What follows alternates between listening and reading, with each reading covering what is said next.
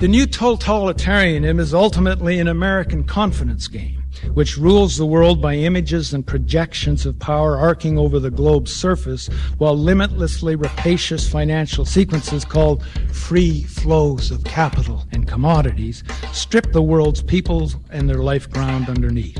The meta pattern is most globally fatal with the planetary ecosystem, but it is played out catastrophically on the social level in Russia, Mexico, Argentina, Brazil, and Southeast Asia since 1990. But never is the private and centralized financial control of these operations raised publicly as an issue. Nor is the control of the money used by private investment banks and the financial divisions of corporations, whose revenues are generated on the basis of creating over 95% of the world's money demand is created by private financial institutions themselves. Thus, the omnipresent center of the interlocked global financial system can deprive hundreds of millions of citizens of their very means of existence or their life security overnight, with no exposure of the foreign private powers behind the control of the world money supply constitutionally vested, in fact, in national governments. So the question arises, where is the failed global experiment of this totalizing rule by private corporate power ever raised? Where is it ever even spoken, whispered inside our government caucuses? The ground of the silence in even social science classrooms is that this monopolist program has become internalized as a public value set. Internalized as a public value set.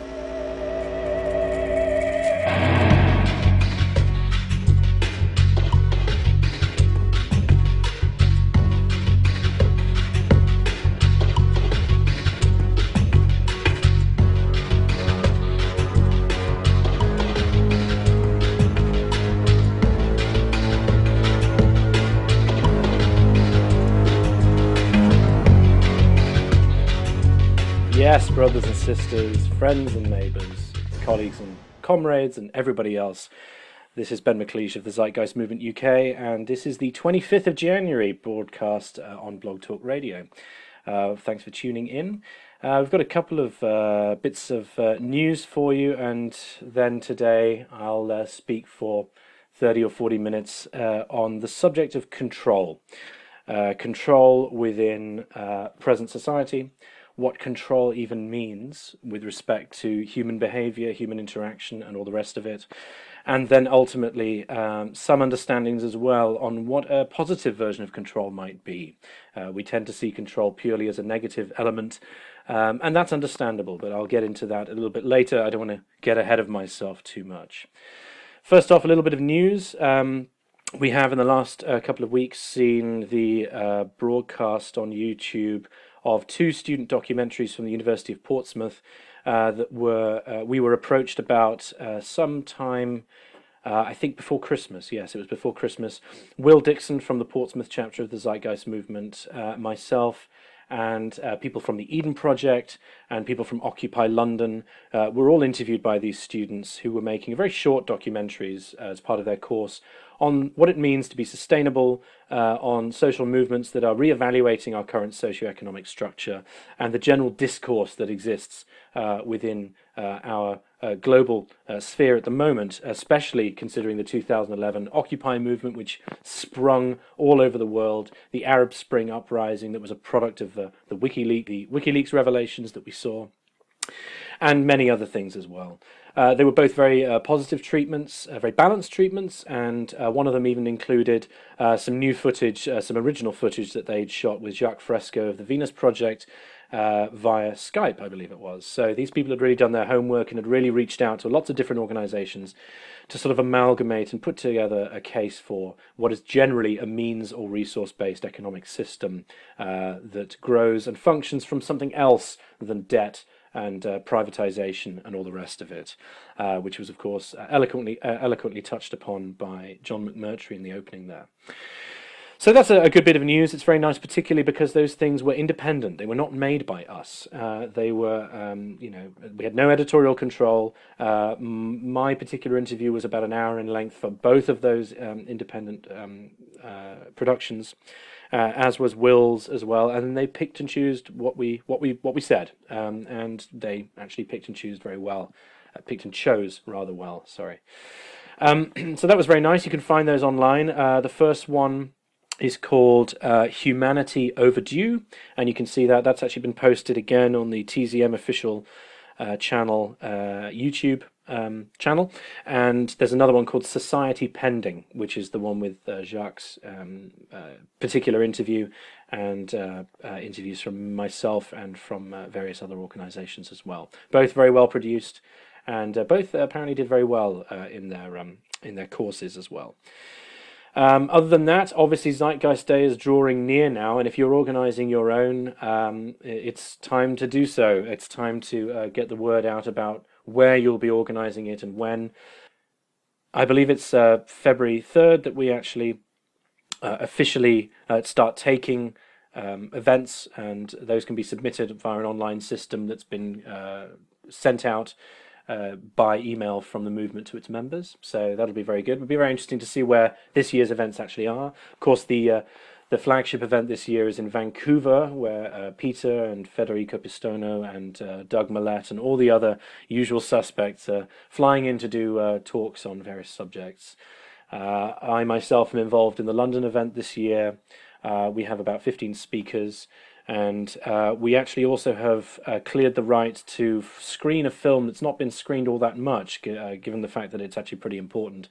The film is called The Economics of Happiness, and we'll be getting something official out about that later on. So we'll probably start the day, this is not completely finalised, but we'll probably start the day with the viewing of that, simply because it gets everybody up to speed with the economy, if you like, and gets people up to speed with what is really at stake here, which ultimately is going to be our ecology, our environment, but some of the effect that it has as well. That is that then, and that's the date for the London event, at least, is the 10th. This can vary from Z-Day to Z-Day, if you like. They don't always have to be on that, but we're aiming for that weekend generally. So that should be very, very exciting. And once we've got more details on that, we'll certainly be giving a space to talk about those various events that are being made. Other than that, I believe that Peter at the moment is in New York for the Artivist Film Festival, discussing Zeitgeist moving forward in front of an audience. And at some point, I think he's also going to Israel. So gradually, these things are spreading into the mainstream, which is very enjoyable to see. And of course, if we're talking about purely Peter's films, you'll have probably seen that all three Zeitgeist films are now available on Netflix, as well as the UK's version of Netflix, which is called Love Film. In fact, Future by Design is on Love Film as well, the William Gizecki documentary that of course started it all off with respect to our knowledge of and understandings of the Venus Project and the high-tech resource-based economic systems, city systems, invention, what it means to apply science correctly to products rather than money, and all the rest of it. So I'd highly recommend you go and book those up. They're being released, I think, end of January, so that's about 5 days from now, something like that. So some good stuff happening overall. Of course, the TZM blog carries on posting articles, very interesting articles, time and again as well. That's worth checking out. And of course, our lovely friends at Zeit News, which is our first creation by the technology team, is also going very strong, is always interesting.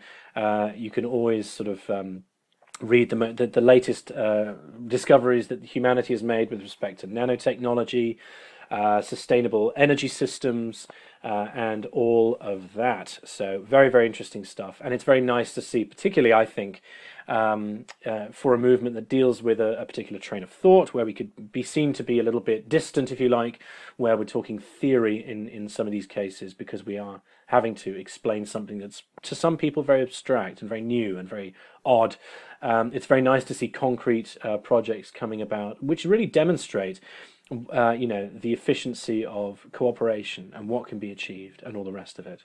So I'd highly recommend that. As a side note, the technology team, who have actually never really held an open forum, if you like, have never really spoken publicly, will be at our Z-Day event in London. And I am being told, although this is also not completely finalised yet, we're going to have a RepRap 3D printer at the London event as well.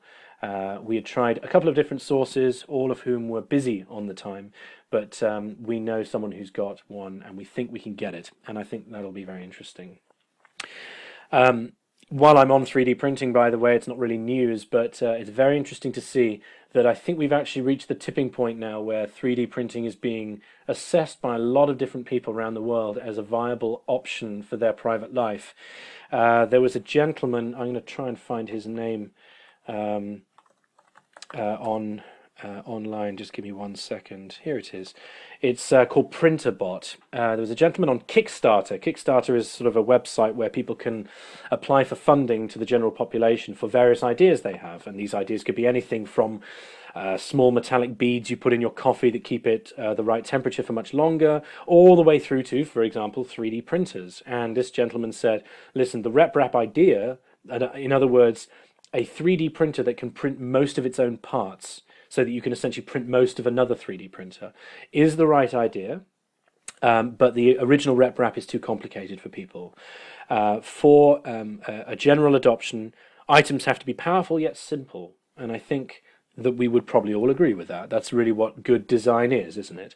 And so this gentleman applied for about $25,000 from any backer in the world. You know, you can either give just money, or if you give more and more and more, you end up getting, a RepRap printer bot yourself, or you can get all kinds of other incentives. This gentleman essentially gave himself, I think it was a month, to raise $25,000 to create a company that would really start dishing these out. And within a month, he raised $830,000. So you can see that was successfully funded. And you can see also that there is a proper consumer demand. I know in this case it's been measured by money, but there is the desire there for something that can then produce many, many different items, whether it's toys, whether it's small models. People are printing whole cathedrals, miniature cathedrals off this, or integrated complex parts that can be used. This is now here. And so anyone who says, oh, that stuff is all science fiction, no, it isn't. It's quite old, actually, and it's already being adopted by many, many people. So, and that was really great. There was almost 2,000 backers for that. So it's 2,000 people worldwide who want a 3D printer now, or want to see the availability of it now. So I thought that was very promising. That's enough of my rant on that one, I think. All right, so to the document at hand and to the talk at hand. This is then the third in a very brief series of 3 lectures that we originally called the Christmas lectures. I'll hastily rebrand this one to be the New Year's lecture now, which was designed to be a tripartite that would at least look back at the year, look back at what we've learned, look back at particular talking points. So the original first one was called What is Corruption?, which sought to readdress the ideas of what a corruption of a society actually is. Is it, for example, just, those banksters who are all criminals and we need to lock them up and then everything will be fine? Or is the kind of corruption we see political, where particular lobbyists are, breaking and subduing the so-called democratic process to sneak in legislation that frees up individual corporations and so on? Or is the corruption a little bit deeper than that? Is the corruption actually what the foundation of the whole modern monetary market model is? In an era which has technology to solve problems, the corruption surely is that we are still in a system of monetary exchange, need, scarcity, lobbying. The fact that that even exists is the corruption. That was the point that was being made there. The second portion, which was designed as a feedback to several artists that I'd spoken to, who in reviewing our materials had said, well, all of this stuff about gadgets and what they consider to be utopian visions of a future based on rationality and technology doesn't appear to enunciate the ideas of artistic creation or the human spirit in that sense. And so I did a 40-minute piece there on what it could mean, what might be possible, what kind of trends we might see in a society that really has the best kinds of tools possible that can then also be, of course, used for artistic creation and distribution of those artistic creations and all the rest of it. It was an effort to engage that side of the debate, if you like. And this third one today is called control, and it comes straight from the standard idea that we are, in seeking a resource-based economic model of life, in seeking a sort of reordering of everything, because there is going to have to be an order to something. That's what a systems theory approach is. That's just swapping one form of control for another, and it's going to lead to the same problems, and it's no real change, and at worst, and at our detractors' most vehement, we are seeking to somehow control things. And I want to underline the points here that sort of run against that whole thing. So let me begin then. Whether we like it or not, any deliberate society and civilization controls us in several ways. There are, of course, several methods to this, and these are sort of worth defining up front. During this talk, legal, religious, media, societal knowledge and opinion, and money, and science and technology all contribute as interlocking sources of pressure and control, which inform the human in his or her behavioral sets. But before we continue, what do we mean by control? Many of us who have in our lives been subjected to the non-optional social systems immediately experience visions of totalitarian life, coercion, and being cattle-prodded and so forth when hearing this word as described by John McMurtry in the opening there. Certainly, in our current culture, this is more often than not going to be actually a correct response based on what we've experienced. Of course, we are very much controlled now. But the ideas of freedom and control extend a little bit further within my particular scope today. Is it, for example, possible to live in a social structure in which the central theme, the central goal of humanized technology for life enrichment and support could be non-controlling in the sense that we understand it in our present society? Do we simply advocate no control at all? Well, what is often not considered as a source of control by those who invest in this dualistic thinking of totalitarian, all-powerful state control and chaotic hyper-anarchism is the knowledge a society has amassed and its understandings that are shared out. For example, would you consciously and knowingly stick your hand in a fire or lick a light socket? Right?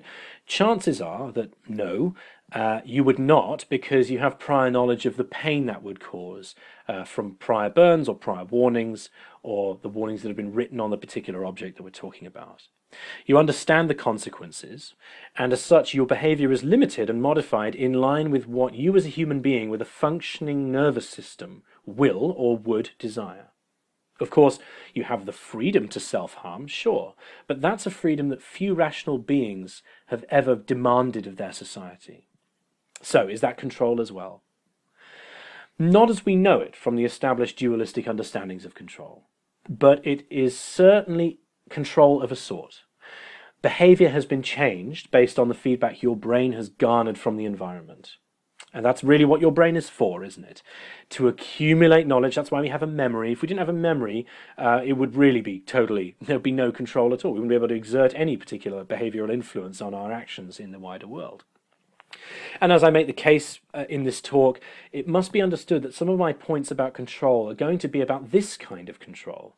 And it should follow that the advocacy of a move to a resource-based economy, free of the shackles of debt, free of state propaganda, which is designed to keep you stupid, inactive, and docile, free from system-created environmental violence, which we know as pollution, all of which are methods of social byproducts of control, to a society where equality of access, the true right to life, respect for the environment, and positive physical, emotional, and social circumstances would be maintained precisely because they result in the lack of a need for coercive force, a lack of control, no longer a need to cattle prod an ever more stressed, furious, deprived, and dangerous population like we see now.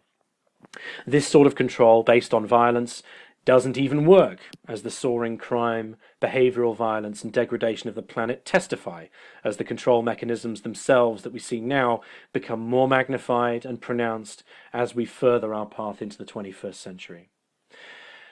Jacques Fresco put it quite eloquently when he stated that an educated population needs no control, when he was speaking to Larry King back in 1974. Ultimately, no human being can hope to be free if kept in ignorance, especially the kind of ignorance that falsely confers on you a sense of being well-informed to begin with.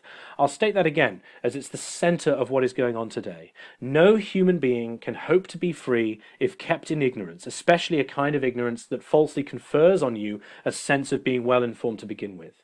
There are echoes of George Orwell in there, with ignorance is strength, to keep the dumbness going, if you like. There's echoes of the quotation that's often attributed to Johann Wolfgang von Goethe, none are more hopelessly enslaved than who falsely believe they are free. This is a plain thing to understand. Of course, prior to understanding, that mechanism is at its most powerful, isn't it? Because it locks out the ability to be able to see that kind of limitation that you have. I must be well informed, I must be free, therefore I am well informed and free, and I don't need to reevaluate what I'm looking at, and most likely I'll get angry and vehement and furious if anybody brings it up and says, oh, well, actually, no, you might want to reconsider stuff based on these facts. You know, this is the self-defending mechanism of thought processes within an established situation. So an educated population does not need control. And in fact, to go a step further, an educated population, one which seeks out new knowledge, which revises its understandings, attitudes, and therefore its social and physical behaviours based on that knowledge, cannot be controlled by the mechanisms which control us today. As such, organisations based on open, shared learning and access to information, to resources, and to the deliberate empowerment of human invention and understandings are in a sense replacing one kind of control with another. But that's because some form of control always exists. But the kind of control you see around you, that you experience, and that which shames, depresses, and diminishes you as a human being, which makes you fear the very concept of control itself, is the ultimate symptom of a society that has failed to provide for you and does not wish to provide for you. And, as I will argue later as we come to the brief section on money, cannot provide for you. And the kind of control, or better described, the kind of safeguards that would exist in a globally unified, means-based economy and ecology would in fact have the same dynamics as we have seen in many hunter-gatherer societies, except that choosing to update all aspects of our technical reality, from transport, healthcare, science and public safety, would mean a world of high-tech abundance, coupled with those values of egalitarianism that have been documented in many tribes, both past and present. Both advanced technological society and egalitarian values are possible. They've just never been allowed to coexist, yet. This, then, is control and its rationale. The shared rule-book of influence on behaviour, extending from personal safety right through to physical safety. And the word's automatic negative connotation in your head is obvious in its origin.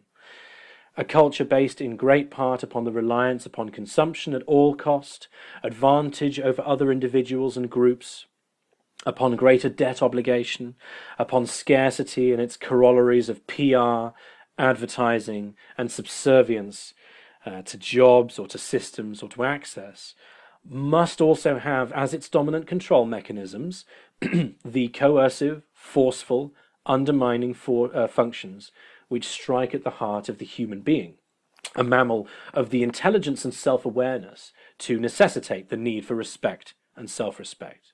It's built into our outlook because we are aware of the world and aware of ourselves. We become aware of systems too. So let's then look at some of the functions we have now. I'll begin with law and then move through the various other sort of interconnecting pieces. And you'll notice they do overlap and call back to each other accidentally because they are all part of one superstructure. Now, when I was a young boy, I spent 7 years at an English boarding school, as you can probably tell from my ridiculously overblown English accent, and the first 2 years of which were based in the junior house of that school. And on a poster board in the corridor leading up from the changing room stairs, typed on now yellowing paper and pressed firmly to the centre of the cardboard surface, was a single phrase in the font carried by its typewriter, which simply said, "Ignorance of the law excuses no man." The overtone was so evident that it was barely an overtone anymore at all. The overtone was, in this place, to which you are physically and emotionally subject, the edicts, commands, precepts and rules dictated by the school teachers are the final, unquestionable and correct regulations of the establishment. It struck me then, as it does now, that there is a vast tautology at work in this phrase and this sentiment. For one, it presupposes that any individual involved in an unknowing transgression of the law, any accidental and innocent infringement of the ruling values, is precisely not innocent, but is rather swept up along with those who would simply claim ignorance of the law in order to escape punishment. I apologize, officer, I had no idea, is what is being legislated against within that particular idea. Perhaps it comes as a surprise then, or rather maybe it doesn't come as a surprise, that this precept of unknowing subjugation to the law, regardless of its boundaries, rendered traditionally in Latin as ignorantia juris non excusat, is the foundation of the modern legal system. A perverted version of this is what gives the writings of Franz Kafka such power, in which a semi-faceless, all-powerful state organization can accuse and condemn an individual for a crime which is never named, and the denial of which is therefore entirely fruitless and ineffective. And usually the punishments and the arrest and the work is meted out by people who aren't even privy to the understanding to begin with. They wouldn't even be able to know. And even though this seems unreal and parodic to us in our so-called real life, the recent attempted legislation aimed at online piracy, apparently, in the form of SOPA, ACTA, and PIPA, seek exactly this enforcement model and remind us of how these forms of control are built into the system itself. And you can yell at buildings all you like and even try and argue particular laws all you like. They are presupposed at your birth to be valid, even if they do not even exist yet at that point. They're built into the system itself, and they include your subjugation to them by your reliance on the system for which the modification is sought, whether it's the internet, whether it's any kind of private property law, or anything like that. The legal entity is an a priori condemnation of and the exacting of punishment without the need for the definition of the transgression itself. Or can be. It's not always that, of course, but it can be that. So the first way the behaviors and interactions of a population are then directly controlled through laws and legal precepts, which carry with them the threat of punishment guaranteed and meted out by the monopoly of force known of government. There we go, that's the first one. Such threats of punishment act in two broad ways as well. The first is the unpleasant nature of the punishment that's threatened, whether it's a form of torture, imprisonment, or loss of liberty of some kind, forced labour, or other constrictions of whatever is considered liberty and freedom within a particular society. As a side note, it is telling that different cultures have different attributes to their freedom and liberty, demonstrating right off the bat that the terms freedom and liberty do not in themselves actually denote anything tangible at all. So anybody who's yelling about, oh, my freedom and oh, my liberty, hasn't defined their terms yet, and they don't know what they're talking about. And in fact, that's one of the methods of control as well, is the control of ideas, especially with respect to the legal system. Anybody who wants to have a look at this, I highly recommend a book. It's been talked about many times before by our movement. It's a very old book, I think it was published in 1934, called The Tyranny of Words by Stuart Chase, where he talks about how he was unable to understand philosophy, and he thought for years it was his own fault for being too dim. Which, if you've read any of Chase's works, is evidently not the case. And he has a whole section on law as well. And it was actually recently covered in a film called Punishment, a failed social experiment, which I'd highly recommend you look up on YouTube. It's there in 8 parts and was really based on the prison system, but it quotes directly from Chase himself when he talks about how the legal entity makes so many second and third order abstraction references within its accepted legalese dictionary. We even have a word for it, don't we? Legalese. That there is no way of understanding anything anymore. There is no definite article, literally. And of course, one person's freedom is another person's cage. These are generalizations based around your role in relation to the dominant forces of reinforcement within the social structure, whether they are positive or whether they're negative upon how your life works. Now, there's a second way in which laws shape behavior, and that's the prior awareness of the laws and the social stigma attached to the transgression of those laws. To denote someone as a criminal is often an insult. But it's not always a statement of fact. It can be an insult, and it really is used mostly as an insult in the media, especially the red top media in the UK. The shame associated with this position plays some role in controlling a large portion of the population. Of course, it's not true of everyone. Simon Baron-Cohen's book 0 Degrees of Empathy, known perhaps to the US audience as The Science of Evil, details many examples of violent individuals with no shame, no remorse at crimes committed and violence acts rendered against other members of their social surroundings. However, the bell curve of human behavior rests somewhere between the empathically unaware and the psychopath. And as such, the emotional reinforcement applies to a broad portion of the population anyway.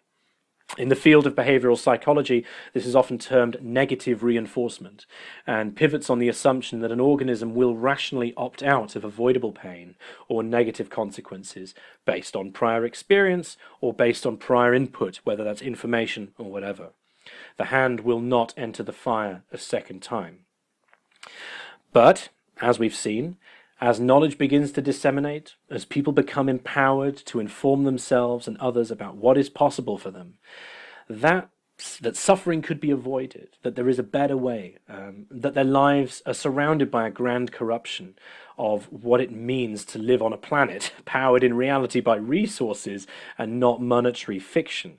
So the laws are quick to stop up the gaps, whether it be bills to control the internet or the blatant silencing of dissenters. Law does not protect individuals. It protects the status quo and the state. And as society becomes more troubling and stressing to its population, so the number of laws will increase too, in lockstep with the increased attempt to control the resultant behaviors of those people. Both state powers and its inhabitants begin to try and punish each other through show trials and violent street conflict and protest. Conversely, might legal intervention in human affairs decrease as a population's need and its abilities are met accurately and honestly? I'll leave that question with you. I think I know the answer. So much for law then. What about religion in the field of control and influence? Presently, religious dogma is used primarily as a form of behavioral control within culture. We hear the claim time and again from religious debaters that were there no religion, there would be no sense of right and wrong within society, and people could just, quote, do as they please. This flags up a key point, that religion is admitted by those who espouse it in such terms to be precisely a form of behavioral control. Even more frighteningly, these same people are admitting in code that they seem almost to have a desire to behave in awful ways, were it not for the faith that keeps them in check. Or they're worried that their behavior would become erratic and irrational, and they would have no compass were it not, thank goodness, or indeed thank God, for the religious belief they happen to inhabit. However, the mechanism for control isn't rationality in this case. Indeed, it can't be, since no religion is based on evidence, but on faith. And the guiding control mechanism to prevent whatever that particular religion's particular condemned behaviors are, is the threat of eternal punishment, of hell, of damnation, deprivation from the personal God at the center of whatever faith you are from. In this sense, religion's power to control is identical to the law, whose threats of punishment, prison, shame within a social circle, and so forth, lend weight and strength to the legal arm of your society. It's also very telling that many religious practices include a group practice, whether you're going to a church or a seminary or a mosque or whatever, to temple, you're going collectively, you're chanting collectively sometimes, there's a call and answer, there's a uniting function that does place you within a social structure anyway. So that is also a kind of reinforcer as well, in terms of wanting to appear to be, quote, a good Christian, or a good Muslim, a good Jew, and all the rest of it. Of course, religious status is often also exploited with the process of elections or support for leaders. The era of Ronald Reagan and Bush Sr. in the States was particularly prominent in this regard. Appealing to people's personal faiths as a galvanizing commonality meant that broad sections of the population could be appealed to in order to garner their votes. Of course, it is common values which do make people feel like they belong. No one's arguing that, and that's not a problem in of itself. Which is why appeals to religious faith can be effective to support any cause at all, even if it's totally at odds with the faith itself.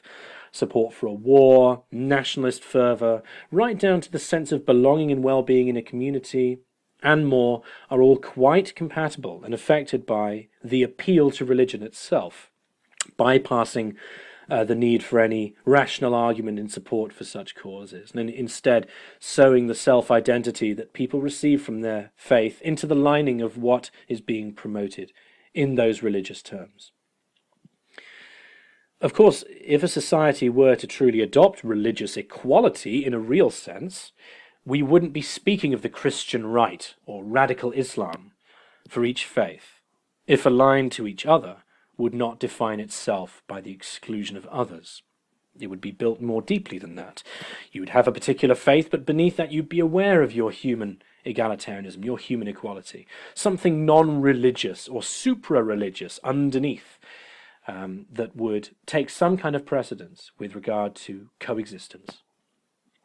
However, one aspect is already common to all religions, and it's not hell or redemption or even God. The golden rule, which can be phrased as do unto others as you would have done unto yourself, which is common, by the way, to Islam, Christianity, Judaism, Jainism, Buddhism, Hinduism, Zoroastrianism, Confucianism and the Baha'i faith, Taoism and Sikhism, and even nature spirituality, is a presupposed and self-evident value precisely because for humans, reciprocality is, even if only in theory in many religions and cultures, rather than truly in practice, a given.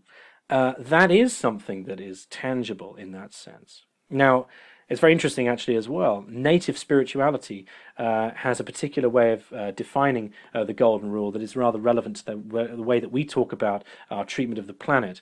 And I'm just going to try and find it for you. Let me try and see if I can find it here. Yes, here it is. They quote it, "We are as much alive as we keep the earth alive." That's native spirituality. And that's very interesting. That was particularly from Chief Dan George. And that's worth knowing, isn't it? Because they've sown into their lining of their religion that anything's only as good as the environment, particularly in their case, the earth environment, because that's the one that was most prominent and is most prominent to native spirituality. Again, we're talking about the sort of resource-based economy values that appear in hunter-gatherer and direct earth-living tribes. But that's particularly relevant. So why is this golden rule everywhere then? Well, the very first piece of trustable evidence that we have is how we feel about occurrences, how we are made to feel about the nature of how people treat us. It's the central fulcrum of behavioral ruling. It's what we have to go on before anything else. It's a compass of sorts. It's a given. It's the first principle. The Babylonian rabbi Hillel, or the sage Hillel, who is sometimes credited with one of the most famous versions of the Golden Rule, don't do to others what would be repulsive to yourself, so rendered in a negative, actually went so far as to say that the Torah could be essentially summed up in a single sentence. When asked if he could recite the text standing on one foot, he said, "No problem. The main idea of the Torah is love your neighbor as yourself, all else is commentary." And it's easy to suggest that the corollary rule to the Golden Rule might be said to be that treat others as you would be treated, and the mathematical odds that you will be treated well by others increases too. The likelihood of your own well-being and well-treatment is increased as a function of your own behavior to all others. Thus, giving up your seat on public transport isn't enforced by law, but by the desire for more of the golden rule, and by the knowledge of how you would have it were the circumstances reversed. And the act of giving blood leaves you with the same amount of blood after the act, since it replenishes very rapidly in an ordinary healthy human being, and leaves someone else with 1 pint more that is desperately needed. Blood banks are not empty, and yet giving blood is not enforced by law or by sacred doctrine. Is this correctly deemed control of people's behavior? Well, yes it is. But it's a control informed by self-evident positive reinforcement. It is a social concern-driven set of guiding principles. And it's a fascinating example of just how robust and motivated the Golden Rule is, given that we do see the desire to feel useful and to help others, to feel that we have been of some positive, personally non-detrimental use to others, and in fact a personally supporting use of others, where we walk away feeling better, having given something away, even when we are bound up right now in a society which functions mostly off profiting from the need of others, off advantage, off scarcity, and other tenets that we know so well from what we talk about. No wonder we're so terrified of the mechanisms of control that have made it as such and maintain what we have now. But you can see the rays of sunshine still coming through the clouds when you can see people behaving in egalitarian, non-selfish ways, in selfless ways that are at the moment to their detriment, because the society doesn't necessarily reward the Golden Rule, but it still makes it through. The excerpt from John McMurtry's War Without End lecture at the beginning of the show underlines this point 100 times more powerfully than I could hope to, and this will probably come as obtuse and over-obvious to listeners at the time of broadcast, because we have seen so much overt damage caused by the monetary system. But while I'm mentioning scarcity, let's be clear about it. Money, which is a function of debt, restriction, and access, controls every moment of society, every dishonest handshake, and every transaction, every accumulation. It prevents the poor from the means of life or the possibility to rise in social stature, and lends unbridled access to the rich to ensnare the poor further through interest on debt, which is paid to them as, quote, returns. There was a study done by the London School of Economics in 2011 that I briefly put on my slides for my talk Firing Back, which went out early January, which stated that social mobility, the ability, in other words, to stop being a member of the poor elements of society and rise up the ranks of the rich with better access, is as stultified in Britain as it was in the 1970s. A serious, serious indicator of the function of the way our society works, particularly when it comes to money. Money is the mechanism by which special interest groups influence the laws which then control the population, whilst freeing corporate powers to act in purely profit-garnering exercises to the population's detriment. And we've seen this happen in extraordinary ways. Some parts of America, it's illegal to collect your own water, your own rainwater. If that isn't a dangerous sign of the power that corporations who are invested in utilities have over us, and the way that it was empowered by money, then nothing will make you clear about that idea. And the state propensity to bail out financial institutions which are claimed to be too big to fail, and then do, time and again, fail at the hands of the logic of the monetary market model, whilst life systems and social structures are sold off, privatized, and impoverished to foot the bill, is nothing but total control of all life to a detrimental end for those who inhabit the despoiled ecosystem after the cycle is complete, which is everyone on Earth, including you.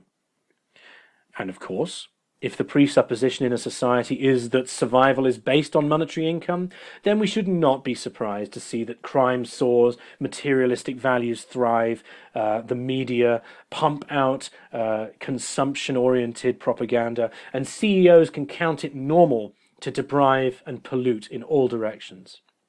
To control a population does not even require the totalitarian method of making private life absolutely impossible and dictating every move, where everything that isn't forbidden is mandatory and everything that isn't mandatory isn't entirely forbidden, as Christopher Hitchens once put it, about North Korea particularly.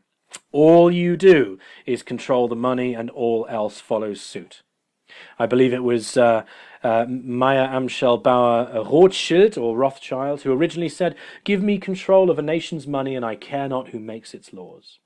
And all monetary benefiters of any nation must implicitly support that value by nature of what it means to hold an unassailable upper hand over the rest of the economy. And the competition to that position is, of course, sin, an echo of the religious reinforcers, and I believe also another Rothschild quote. This is common to all money possessors, whoever they are. I want to make that very clear. So, it does come as something of a surprise to me when people state that a moneyless system of life would be controlling. It would be one type of control substituted for another. The very definition of money as it functions now, as well as what it denotes to have a monetary system, in other words, a need for better distribution, is purely controlling, is only controlling, can only be controlling. A short word then, having concluded that portion on money with its effects to control, on the media and dissemination of knowledge as control in both positive and negative manners. The media, whether state-sponsored or not, influence the environment of individuals and groups in order to guide behavior. As a brief aside, it is interesting to see that many who seek to condemn this movement or any movement like it as pure propaganda also often laugh off the understandings proposed by B.F. Skinner, Jacques Fresco and others that state that there is no real free will, that there's only action upon and reaction to information from the environment or from your surroundings. You receive new information and then you change your mind. Of course, there's no such thing as just changing your mind. That would be irrational, wouldn't it? But that there would be informed feedback. Well, I'm sorry to say it, you can't have it both ways. Propaganda is powerful precisely because it is entering your environment and is taking advantage of your associations in order to implant a certain attitude. How are those associations gleaned? Well, if you've ever been called up by someone in market research, and I used to work in this for about 2 months when I was a student, you are quizzed by this society all the time about how you feel about things as bland as sugar, in order to find out what your associations are. And those associations are then taken and built into the marketing in order to get you to consume more. It's entire control based upon consumption and not the enrichment of human life. The media, especially the news media, are essentially reinforcers of current opinion. Not always, I'll grant you. There are some good pieces out there. There are some very decent journalists out there. They're often suppressed, but they do exist, and it's harder to suppress them now that the internet has made everything more open. But in a great many cases, this sort of reinforcing of current opinion is completely true. As such, the desired effect upon the viewer will not be to instill a desire for revolution, but most likely to support a government or a party or a country or whatever.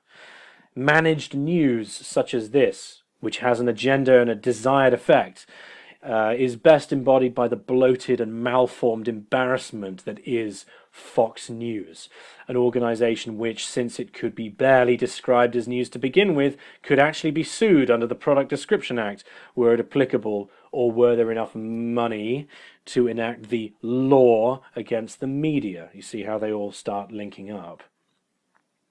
Panics, misinformation, health scares to hawk medical products that then perhaps make you worse in other ways. Think of Vioxx by Merck.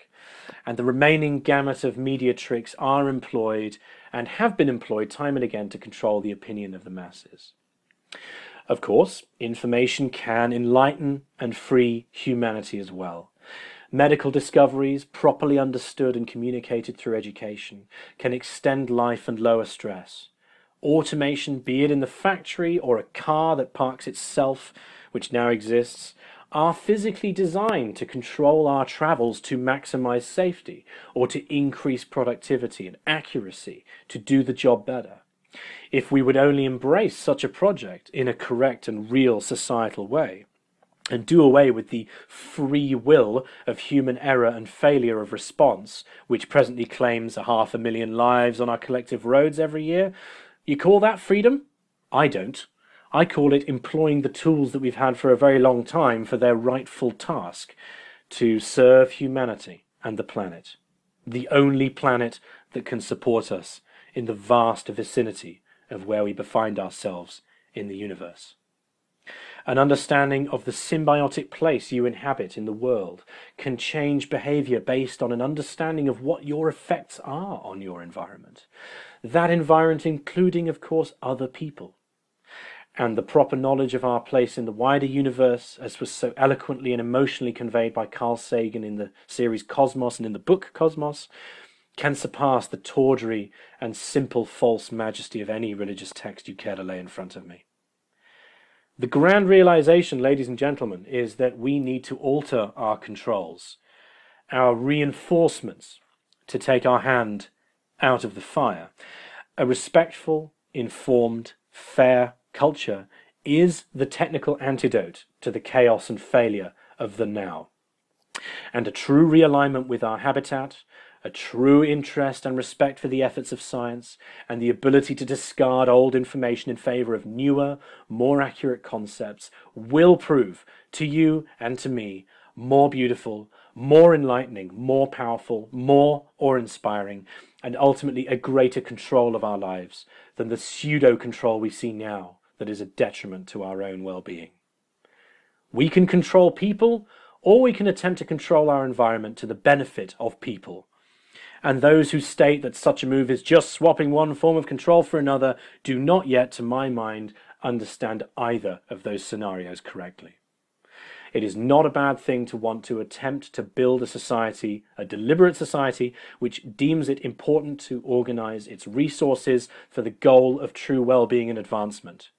And to fight advancement is itself a negative form of control upon others and upon yourself. Good night, and thanks for listening. I want to live my life taking the risk all the time that I don't know anything like enough yet, that I haven't understood enough, that I can't know enough, that I'm always hungrily operating on the margins of a potentially great harvest of future knowledge and wisdom. I wouldn't have it any other way. And I'd urge you to look at those of you who tell you, those people who tell you at your age that you're dead till you believe as they do. What a terrible thing to be telling to children. And that you only live by accepting an absolute authority. Don't think of that as a gift. Think of it as a poisoned chalice. Push it aside, however tempting it is. Take the risk of thinking for yourself. Much more happiness, truth, beauty, and wisdom will come to you that way.